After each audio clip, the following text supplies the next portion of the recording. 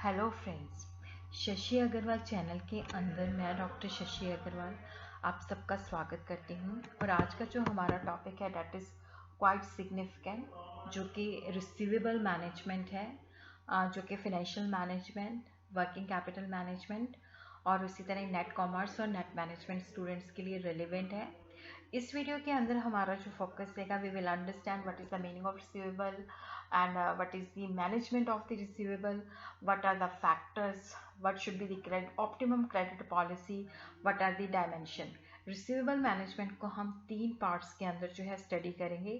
इसके लिखित नोट जो है वो भी आपको मेरे ब्लॉग पे अवेलेबल हो जाएंगे जैसे ही हमारा ये टॉपिक ख़त्म होगा। अगर आपको मेरा ये एफर्ट जो है सही लगता है तो इसको लाइक कीजिए, शेयर कीजिए और मेरे चैनल शशि अग्रवाल को सब्सक्राइब कीजिए। तो सबसे पहले हम देखते हैं कि ट्रेड क्रेडिट का मतलब होता है कि जब हम उधारी पे बेचते हैं। फर्म जो है कैश बेसिस पे भी सेल कर सकती है। कैश बेसिस पे क्या होता है कि इमीडिएटली आपके पास कैश आ जाता है। तो कई बार क्या होता है कि फर्म जो होता है अपने बिजनेस को एक्सपैंड करने के लिए, कॉम्पिटिटर से एज लेने के लिए, ज़्यादा लोगों को अट्रैक्ट करने के लिए क्या होता है कि क्रेडिट पे माल जो है बेचती है। तो ट्रेड क्रेडिट तभी पॉसिबल होता है कि जब फर्म जो है उधारी पे सेल करती है। अगर कैश पे सेल करती है तो तब वहाँ पे कोई ट्रेड डेट होता ही नहीं है। और जो बेसिकली जब हम उधार पे देते हैं तो वहाँ पे जिन बंदों से हमने पैसा लेना होता है वो अकाउंट रिसीवेबल होते हैं, या उनको हम बुक डेट्स कहते हैं, या उनको हम ट्रेड डेटर्स या सन्डी डेटर्स कहते हैं।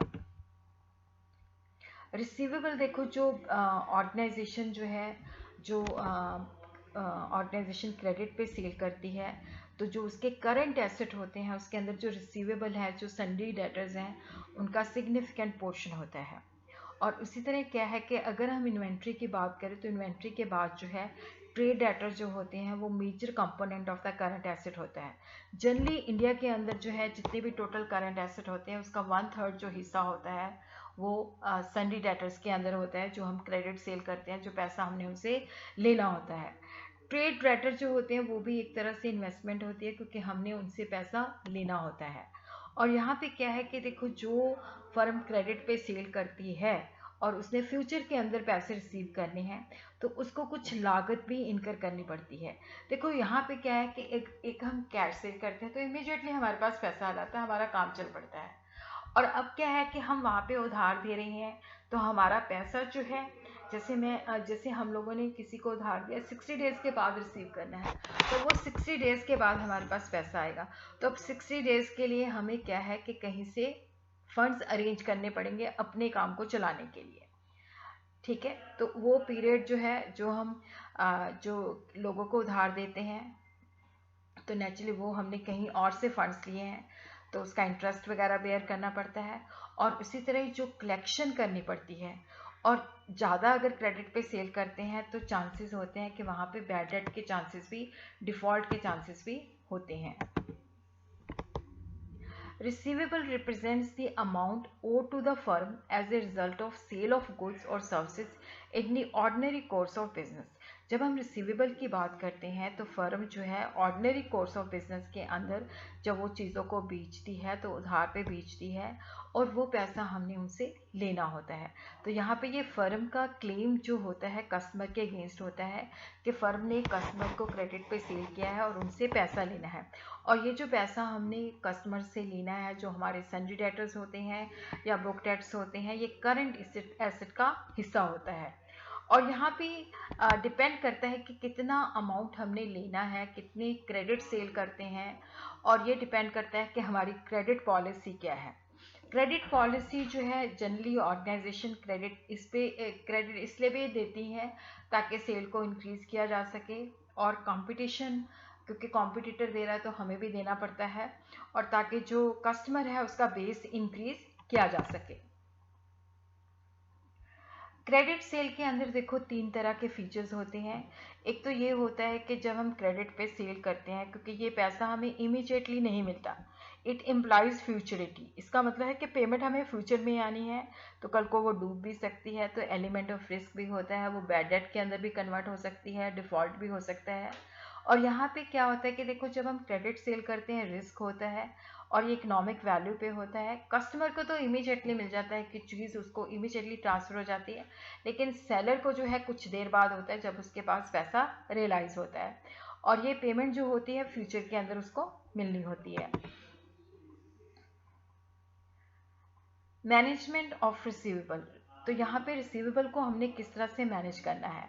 तो इसके अंदर क्या है कि जो हम क्रेडिट पे सेल करते हैं और जो हमने उनसे लेना होता है उसकी किस तरह से हम क्रेडिट पॉलिसी को प्लान करते हैं, किस तरह से हम देखते हैं कि हमारा पैसा जो है रिसीवेबल के अंदर ज़्यादा ब्लॉक नहीं होना चाहिए, समय सिर हमें उसकी जो है भुगतान हो जाना चाहिए।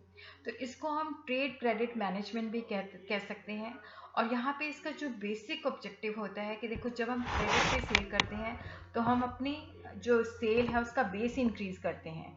तो यहाँ पे हमें, क्योंकि यहाँ पे हमें देखना चाहिए कि क्रेडिट सेल देने से हमें बेनिफिट क्या हो रहा है और क्रेडिट पे सेल देने से हमें क्या कॉस्ट पड़ रही है। तो यहाँ पे हमारी रिटर्न जो है ज़्यादा होनी चाहिए। तो यहाँ पे अगर हम बहुत ज़्यादा क्रेडिट सेल करते हैं तो इट मीन्स कि बहुत ज़्यादा रिसीवेबल हैं, बहुत ज़्यादा सन्ड्री डेटर्स हैं, तो उनमें डिफ़ॉल्ट होने के, बैड डेट्स होने के चांसेस बढ़ जाते हैं। बैड डेट का मतलब होता है कि वो हमें चुका नहीं पाते। बट उसी तरह क्या है कि देखो अगर जो इन्वेस्टमेंट है, अगर हमें लगता है कि जो रिसीवेबल है अगर उसमें रिटर्न लो है तो उस वक्त हमें क्रेडिट सेल जो है ज़्यादा नहीं करनी चाहिए। और मैनेजमेंट ऑफ रिसीवेबल जो है बहुत ही एक इम्पॉर्टेंट इशू है।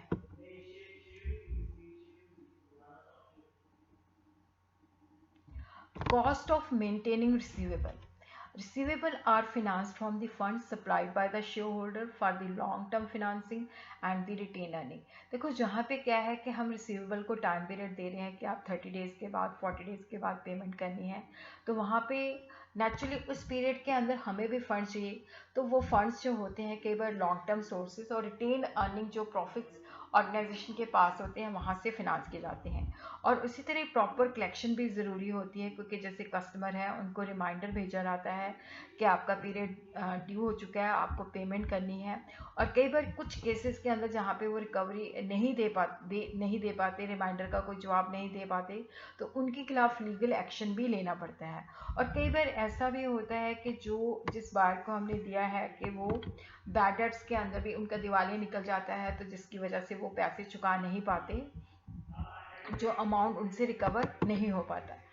तो मेजर तौर पे हम कह सकते हैं कि जो कॉस्ट ऑफ मेंटेनिंग रिसीवेबल है, कैपिटल कॉस्ट है, एडमिनिस्ट्रेटिव कॉस्ट है, क्योंकि जो स्टाफ हमने रखा हुआ है जिनको सैलरीज हम पे करते हैं, जो पूरा क्रेडिट का जो सेल है उसको वो प्रॉपर जो है उसको मतलब उसकी एडमिनिस्ट्रेशन करती हैं, उसका प्रॉपर रिकॉर्ड रखती हैं, रिमाइंडर्स भेजती हैं, कलेक्शन कॉस्ट है, डिफॉल्टिंग कॉस्ट है। So what are the aspect of the management of the debtors? Credit policy, credit analysis and the control of the receivable. Credit policy, अब देखो जो फर्म है वो अपनी क्रेडिट पॉलिसी बनाती है कि हमने इस तरह के कस्टमर को क्रेडिट देना है, ये टर्म्स एंड कंडीशंस होंगी, इतने डेज का हमने क्रेडिट देना है। फर्म की जो इन्वेस्टमेंट है अकाउंट रिसीवेबल के ऊपर डिपेंड करती है कि उनका क्रेडिट सेल का वॉल्यूम कितने हैं और कितने डेज के अंदर जो है वो अपनी पेमेंट दे देंगे डेटर्स। एवरेज इन्वेस्टमेंट इन अकाउंट रिसीवेबल जो होती है daily credit sale into average collection period. और क्रेडिट पॉलिसी के अंदर देखो क्या होता है कि हम चेक करते हैं कि जो क्रेडिट स्टैंडर्ड क्या है, क्राइटेरिया क्या है, किस तरह के कस्टमर को हमने क्रेडिट पे देना है, क्रेडिट टर्म्स क्या है जिसके अंदर क्या है कि कितने डेज का हमने देना है, टर्म्स ऑफ पेमेंट क्या है, और उसी तरह क्या है कि एक्चुअल में हम कलेक्शन एफर्ट्स किस तरह से करेंगे ताकि हमें राइट टाइम पे जो है पेमेंट्स हो जाए। तो क्रेडिट पॉलिसी का जो ऑब्जेक्टिव होता है that is to maximizing the return to the shareholders.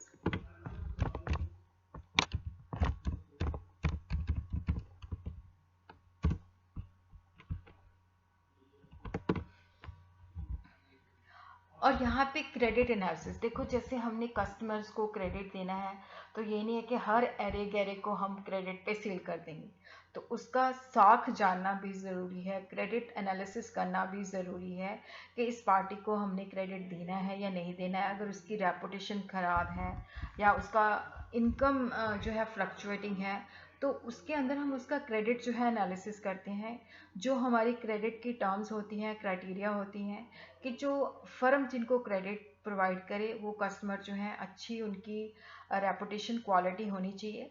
Quality of customer के अंदर दो चीज़ें मैटर करती हैं। एक तो होता है कि कस्टमर जो है कितनी जल्दी अपनी जो ऑब्लिगेशन है उसको पे कर देता है, और डिफ़ॉल्ट रेट क्या है कि जैसे हमने 100 लोगों को अगर क्रेडिट पे सेल किया है तो उसके अंदर डिफ़ॉल्ट रेशो कितना है। क्रेडिट एनालिसिस के अंदर हम एवरेज कलेक्शन पीरियड भी देखते हैं, जिसके बेसिस पे होता है कि इतने डेज के अंदर कस्टमर जनरली पेमेंट कर देते हैं। डिफ़ॉल्ट रेट भी हम उसके अंदर मेयर कर देते हैं कि यहाँ पे हमारा जो इतने वैल्यू की हमने क्रेडिट सेल की थी उसके अंदर इतना हमारा बैड डेट हो गया, तो यहाँ पे हमारा बैड डेट लॉस रेशो कितना है। तो उससे हमें डिफ़ॉल्ट रिस्क भी पता चलता है कि कस्टमर जो है नेचुरली वहाँ पे हमें ये भी पता चलता है कि ये अगर हमने 100 लोगों को क्रेडिट सेल किया है तो उसके अंदर 10% चांसेस हैं, 10% लोग डिफ़ॉल्ट कर सकते हैं। To estimate the probability of default 3 C's are considered: character, capacity and condition. देखो यहाँ पे जो व्यक्ति को हम दे रहे हैं उसकी मार्केट के अंदर फाइनेंशियल रेपुटेशन कैसे है। कई लोगों के पास क्या होता है कि पैसा होता है बट स्टिल भी वो पे नहीं करते, तो उसकी इंटीग्रिटी क्या है, उसका कैपेसिटी क्या है, उसकी बिजनेस की कंडीशंस क्या हैं, तो ये सारी चीज़ें भी जो है हम क्रेडिट एनालिसिस के अंदर देखते हैं। कंट्रोल ऑफ रिसीवेबल के अंदर क्या होता है कि किस तरह से हम सन्ड्री डेटर जो है उनको फॉलो करते हैं, किस तरह से हम एक सुटेबल कलेक्शन पॉलिसी बनाते हैं, और जिसके अंदर क्या होता है कि ये हमारी क्रेडिट पॉलिसी है जिसके तहत हमने इन पैरामीटर्स के बेसिस पे क्या है क्रेडिट सैंक्शन करना है, और इन पॉलिसी को जैसा हमने सोचा है वैसे ही एग्जीक्यूट करना है। तो किस तरह की हमारी कलेक्शन पॉलिसी रहेगी। जब हम रिसीवेबल, क्योंकि रिसीवेबल के अंदर देखो हमारा पैसा जो है ब्लॉक हो जाता है, और उस वक्त क्या होता है कि जो कंपनी है, क्योंकि जब हमने उधार दे दिया तो हमारे पास इमीडिएटली फंड्स नहीं आते, तो कंपनी को एडिशनल फंड चाहिए होते हैं, क्योंकि हमारा पैसा रिसीव कब जब हमने क्रेडिट में सेल किया तो हमारा पैसा रिसीवेबल के अंदर ब्लॉक हो गया जो कुछ देर के बाद मिलेगा, तो हमें कहीं से वो फंड जो है अरेंज करने पड़ते हैं जिसके ऊपर हमें इंटरेस्ट देना पड़ता है। तो एडमिनिस्ट्रेशन कॉस्ट होती है जिसके अंदर हम रिकॉर्ड मेंटेन करते हैं, उसकी क्रेडिट वर्थिनेस को देखते हैं, उसको जो है पूरा जो मतलब हम रिमाइंडर्स भेजते हैं, फिर उसकी तरह कलेक्शन कॉस्ट हो गया, फिर उसके बाद जो है डिफ़ॉल्टिंग कॉस्ट हो गया कि जैसे कुछ कस्टमर जो है डिफ़ॉल्ट करते हैं, वो पेमेंट जो है नहीं देते। Factor influencing the size of the receivable, size of the credit sale.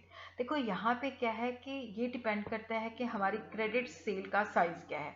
अगर हमारा वॉल्यूम ऑफ क्रेडिट सेल, जैसे कई बार ऑर्गेनाइजेशन के अंदर देखो क्या है कि 80% जो है क्रेडिट सेल है, तो 80% क्रेडिट सेल है तो वहाँ पे रिसीवेबल भी ज़्यादा होगा, रिसीवेबल के अंदर पैसा भी ब्लॉक होगा और डिफ़ॉल्ट होने के चांसेस भी ज़्यादा होंगे।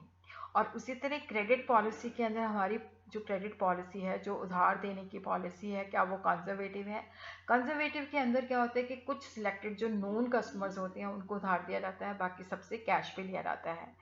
Conservative credit policy will have a low size of the receivable, और वहाँ पे क्या होगा कि ऑर्गेनाइजेशन की सेल भी कम हो सकती है। जो फर्म लिबरल क्रेडिट पॉलिसी है तो वहाँ पे क्या है कि हमारा सेल ज़्यादा होगा लेकिन वहाँ पे रिसीवेबल के अंदर पैसा भी ब्लॉक होगा और डिफ़ॉल्ट होने के चांसेस भी होते हैं। टर्म्स ऑफ ट्रेड के अंदर क्या होता है कि साइज ऑफ रिसीवेबल जो है टर्म्स ऑफ ट्रेड के ऊपर भी डिपेंड करता है कि हमने जब क्रेडिट पे देना है तो कितने डेज का क्रेडिट देना है। कई बार क्या होता है कि हम उसको कहते हैं कि जैसे 1/20 नेट 30 है, कि अगर आपने 20 डेज़ के अंदर भुगतान कर दिया तो आपको 1% जो है डिस्काउंट मिलेगा, अदरवाइज आपको पेमेंट जो है 30 डेज़ में करनी पड़ेगी और उसमें कोई डिस्काउंट नहीं देना पड़ेगा। और उसी तरह जो हम कितनी और मार्केट को एक्सप्लोर करना चाहते हैं तो हमें होता है कि क्रेडिट पे दे तो हम ज़्यादा लोगों को जो है कवर कर सकते हैं। उसी तरह relation with the profit, credit policy जो है उसके साथ हम देखते हैं कि सेल इंक्रीज हो रही है। सेल अगर एक सीमा के बाद इंक्रीज होती है तो वहाँ पे एडिशनल कॉस्ट भी इनकर करनी पड़ती है, तो हम देखते हैं कि सेल भी बेनिफिट ज़्यादा है कि कॉस्ट ज़्यादा है। और उसी तरह कितने हमें जो कलेक्शन है उसके ऊपर हमारा कितने एफर्ट्स लग रहे हैं, कितनी कॉस्ट लग रही है। हमारे पास एक साउंड जो है कलेक्शन एडमिनिस्ट्रेशन पॉलिसी होनी चाहिए, मशीनरी होनी चाहिए। Habits of the customer. देखो कई बार क्या होता है कि जो कस्टमर्स होते हैं उनकी हैबिट्स, उनकी कैपेसिटी भी होती है, लेकिन कई बार क्या होता है कि वो जो है उनकी इंटेंशन नहीं होती। जैसे 30 डेज़ का क्रेडिट दिया है तो वो उसको 45 डेज़ के बाद या 60 डेज़ के बाद। तो कितने कस्टमर्स, उनकी हैबिट्स क्या है, क्या वो राइट टाइम पे पेमेंट करते हैं, क्या वो लटका लटका के पेमेंट करते हैं।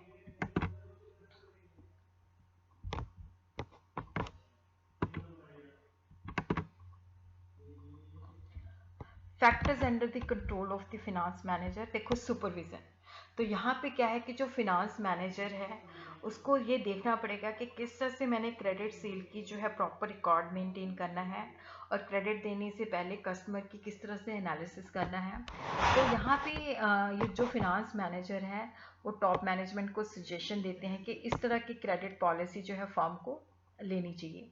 और जो क्रेडिट पे ग्राहक आता है किस तरह का क्राइटेरिया हमें अडॉप्ट करना चाहिए ताकि उसके अंदर डिफ़ॉल्ट रेशो कम हो जाए, और उस तरह से किस तरह से हमें क्रेडिट जो है जल्दी उसकी जो रिकवरी है वो स्पीड अप होनी चाहिए।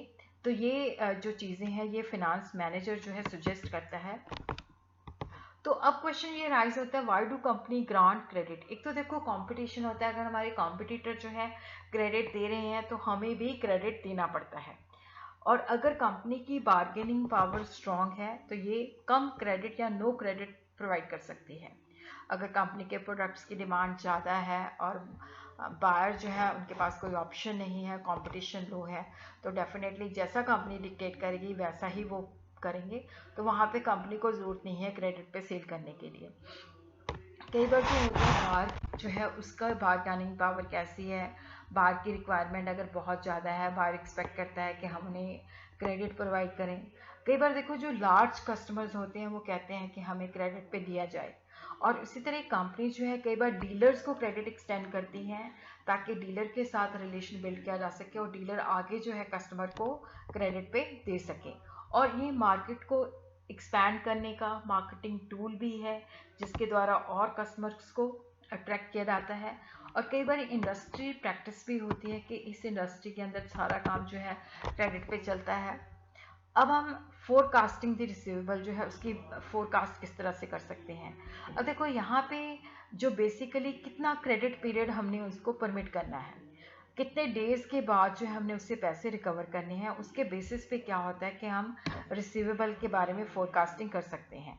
अगर देखो अगर हमारा पैसा जो है लॉन्ग पीरियड के लिए ब्लॉक है तो वहाँ पे साइज ऑफ रिसीवेबल ज़्यादा होगा। और उसी तरह क्या है कि अगर हमारा शॉर्ट ड्यूरेशन है, अगर हम कम ड्यूरेशन की देते हैं तो वहाँ पे हमारा साइज ऑफ रिसीवेबल लेस होगा। और उसी तरह क्या होता है कि देखो अगर हम सेल ज़्यादा करते हैं तो उससे हमारी cost of goods sold decrease हो जाती है। तो हमें उस लेवल तक सेल इंक्रीज होनी चाहिए जहाँ पे हमारी जो है एडिशनल बेनिफिट हमें हो रहा है और एडिशनल कॉस्ट कम पड़ रही है। और उसी तरह हमारे खर्चे क्या आएंगे, कॉस्ट ऑफ फंड्स क्या है, बैड डेट्स क्या है। देखो यहाँ पे अगर हम बेसिकली ये सारी चीज़ें हम मद्देनज़र रखते हैं, पर यह भी होता है कि अगर हम क्रेडिट पे सेल करते हैं तो वो हमारी सेल को भी इंक्रीज़ करते हैं, हमारे को प्रॉफिट भी ला के देते हैं। रिसीवेबल मैनेजमेंट जो है that is the process of making decision relating to investment in traders. देखो जो रिसीवेबल मैनेजमेंट है ये एक प्रोसेस है, एक प्रक्रिया है जिसके अंदर हम डिसाइड करते हैं कि हमने कितना क्रेडिट पे सेल करना है, कितना हमारा जो है रिसीवेबल होना चाहिए। It is the process of making decision relating to investment in trade debt. तो रिसीवेबल मैनेजमेंट का जो ऑब्जेक्टिव होता है सेल को प्रमोट करना होता है, प्रॉफिट कमाना होता है। ये उस लेवल तक होता है जहाँ पे क्या होता है कि हमारी रिटर्न ज़्यादा है और कॉस्ट कम है। अगर क्या है कि देखो हम क्रेडिट पे सेल दे जा रहे हैं, वहाँ से हमें ज़्यादा बेनिफिट नहीं मिल रहा, डिफ़ॉल्ट हो रहा है, कॉस्ट ऑफ कलेक्शन हाई है, तो वहाँ पे हमें क्रेडिट नहीं देना चाहिए। तो जो dimension of the receivable management है, क्रेडिट पॉलिसी बनाना, उसको एग्जीक्यूट करना, formulating and executing the credit policy. देखो यहाँ पे जो फॉर्मिंग ऑफ क्रेडिट पॉलिसी बनानी है तो यहाँ पे हमें एक क्राइटेरिया फिक्स करना पड़ेगा जिसके अंदर क्या है कि हम अच्छे कस्टमर को ही सेल करें जो हमें राइट टाइम पे पेमेंट कर सकते हैं। तो क्रेडिट स्टैंडर्ड जो है क्राइटेरिया है जिसके अंदर फर्म जो है कुछ क्राइटेरिया के बेसिस पे कस्टमर को सिलेक्ट करती है ताकि उनको क्रेडिट दिया जा सके। The firm may have tight credit standard, may sell on cash basis. Credit जो है रिलायबल को दे रिलायबल कस्टमर को ही क्रेडिट देना है, बट इससे क्या होता है कि आपके डिफ़ॉल्ट तो नहीं होता, और यहाँ पे आपकी जो है ओवरऑल जो है सेल बहुत ज़्यादा नहीं होती, क्योंकि आपकी पॉलिसी जो है कैश बेसिस पे है। तो वहाँ पे कई बार आपको क्या होता है कि सेल को इंक्रीज करने के लिए या कॉम्पिटिटर आपके क्रेडिट पे सेल कर रहे हैं, तो इस वजह से क्या होता है कि आपको क्रेडिट सेल देनी पड़ती है। बट अगर क्रेडिट स्टैंडर्ड जो है लूज है, लूज का मतलब होता है लिबरल है, कि आप हर किसी एरे गैरे को जो है क्रेडिट पे प्रोवाइड कर देते हो, वहाँ पे सेल बढ़ जाती है, लेकिन रिसीवेबल के अंदर भी इन्वेस्टमेंट हो जाती है और कॉस्ट भी ज़्यादा बढ़ जाती है उस क्रेडिट सेल को मैनेज करना और उसको कलेक्ट करना, और बैड डेट के लॉसेस भी बढ़ जाते हैं। तो हमारे पास क्या है कि एक ऑप्टिमम क्रेडिट पॉलिसी होनी चाहिए जिसके अंदर हम देख सके कि हमें इंक्रीमेंटल, कि जब हम क्रेडिट पे सेल करते हैं तो एडिशनल बेनिफिट क्या मिलता है और एडिशनल कॉस्ट क्या है, तो उनके बीच में क्या होता है कि एक बैलेंस होना चाहिए। Length of the credit period, credit terms और length of the credit period means the period allowed to the customer for making the payment, कि कितनी डेज का हमने उनको क्रेडिट देना है। तो उसी तरह जो इंडस्ट्री के अंदर प्रथा होती है कि अगर इंडस्ट्री 20 डेज का क्रेडिट देती है तो हमें भी 20 डेज का क्रेडिट देना चाहिए। फर्म जो है लिबरलाइज कर सकती है, वॉल्यूम ऑफ सेल इंक्रीज हो जाएगा। तो यहाँ पे भी फाइनेंशियल जो फिनांस मैनेजर है उसको देखना पड़ेगा, वो पीरियड सिलेक्ट करना पड़ेगा जिसके अंदर एडिशनल रेवेन्यू जो है एडिशनल कॉस्ट के बराबर है। तो ऑप्टिमम क्रेडिट पॉलिसी जो है फॉर्मुलेट होनी चाहिए, क्योंकि जिसके अंदर देखो अगर स्ट्रिंजेंट है तो वहाँ पे हमारी प्रॉफिटेबिलिटी कम हो जाएगी। तो यहाँ पे हमें लिक्विडिटी और प्रॉफिटेबिलिटी के अंदर जो है क्या कहते हैं कि क्योंकि अगर स्ट्रिंजेंट है तो वहाँ पे हमारी लिक्विडिटी ज़्यादा होगी और वहाँ पे प्रॉफिटेबिलिटी कम होगी। तो इस तरह से क्या है कि जहाँ पे लिक्विडिटी और प्रॉफिटेबिलिटी दोनों एक दूसरे के बराबर है, ट्रेड है, वहाँ पे जो है हमारा optimum size of credit receivable होता है। क्योंकि उसके बाद लिबरल अगर ज़्यादा हो जाता है तो प्रॉफिट बढ़ जाते हैं बट लिक्विडिटी टाइट हो जाती है। कैश डिस्काउंट जो है देखो ये होता है कि जब हम क्रेडिट पे सेल करते हैं तो कई बार क्या होता है कि जैसे यहाँ पे 1/20 नेट 30 है, तो अगर आप 20 डेज में भुगतान कर दोगे तो आपको 1% डिस्काउंट दिया जाएगा। अदरवाइज क्या है कि आप पेमेंट 30 डेज में कर सकते हो तो आपको कोई डिस्काउंट नहीं दिया जाएगा। और उसी तरह क्या है कि कलेक्शन ऑफ रिसीवेबल जो है influenced by the period allowed for availing the discount. जैसे 20 डेज के अंदर अगर आप पेमेंट करते हो, जैसे मैंने आपको पहले एग्जाम्पल में बताया, तो डिस्काउंट कितने, मतलब कि अगर 10 डेज में करते हो तो आपको इतना डिस्काउंट मिलेगा, 15 डेज में करते हो तो आपको इतना डिस्काउंट मिलेगा। एग्जीक्यूटिंग क्रेडिट पॉलिसी के अंदर क्या होता है कि जब हमने क्रेडिट सैंक्शन करना है तो जिस व्यक्ति को हमने क्रेडिट पे उधार पे माल बेचना है तो उसका क्रेडिट जो है हम चेक करते हैं। उसके अंदर ये होता है कि तो कस्टमर की क्वालिटी सही होनी चाहिए और वहाँ पे हम चेक करते हैं कि कस्टमर कितनी जल्दी हमारा भुगतान कर देगा। और यहाँ पे जब हम क्रेडिट पॉलिसी बनाते हैं तो उसके अंदर ये भी एवेलुएट करते हैं कि कितने प्रतिशत डिफॉल्ट होने के चांसेस हैं। एवरेज कलेक्शन पीरियड भी हम यहाँ पे कलेक्ट करते हैं, उसको देखते हैं कि कितनी जल्दी हमें वो भुगतान कर देगा।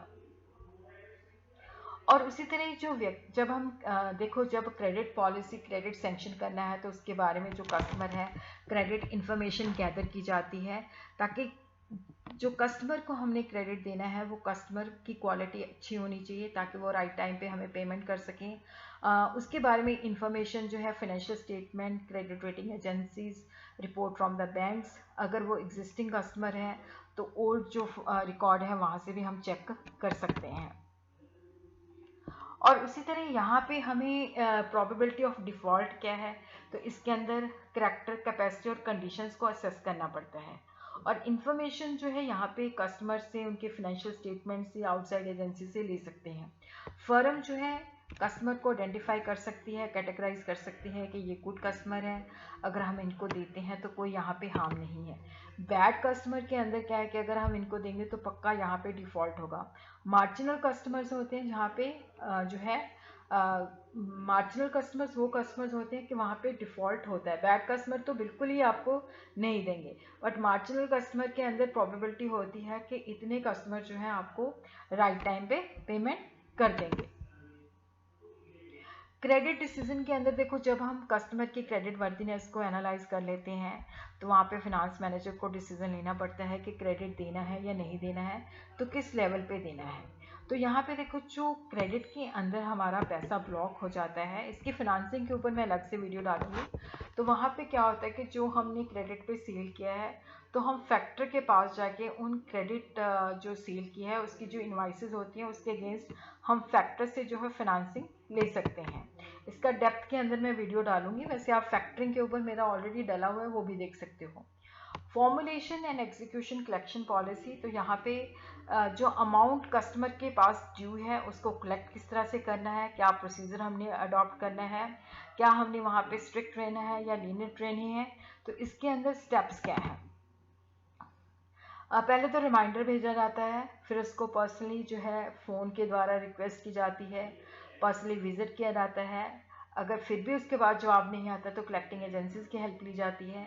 अगर वहाँ पे भी कोई रिस्पांस नहीं आता तो लीगल एक्शन लिया जाता है।